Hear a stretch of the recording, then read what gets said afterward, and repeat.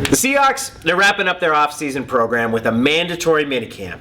But let's take a look ahead toward training camp of the regular season, Brock. And if there's one thing that can derail this Seahawks season, it is... I think it's from within. And John Clayton, Dave Bowling, they had a little roundtable discussion. And I think Bowling, from a football 101, as we talked about today, the pass rush. I mean, that's the one critical question with Clemens and Irvin. And yes, you made some additions. How does that all sort itself out? I mean, I think from a football 101, can that improve and take the next step to get this team to a Super Bowl? But Danny, I really think it's from within. And I think you made an excellent point on the show today. Self-interest. How do the guys' self-interest work into the bigger picture in the team model? And a lot of times when we say self-interest, we assume the receiver going on the sideline saying, I've only had 4 balls thrown to me in the first half. I need more opportunities.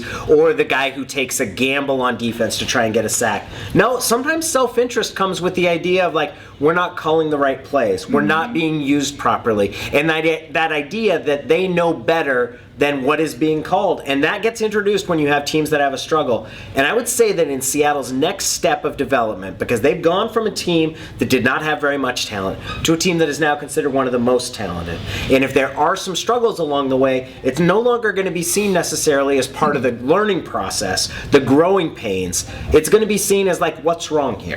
And I think anytime, Danny, you've got a young team and you've structured your model and your program the way they have with the Seahawks and Schneider and their salary cap, and you got so many guys in contract years. You've rewarded some, and Unger's got his deal, and Cam's got his deal, and you've taken care of some, but there are still plenty wanting that next deal, wanting some of that security that comes with signing bonuses and guaranteed contracts. It's great to be in that position, but as you talked about, and I think that's self-interest, and can I get my numbers? Can I get my plays? Can I get my productivity so I can get my next big deal? That's the trade-off when you've had the success the Hawks have had and the model of building it through the youth, and a model that I think both of us would agree with completely moving forward.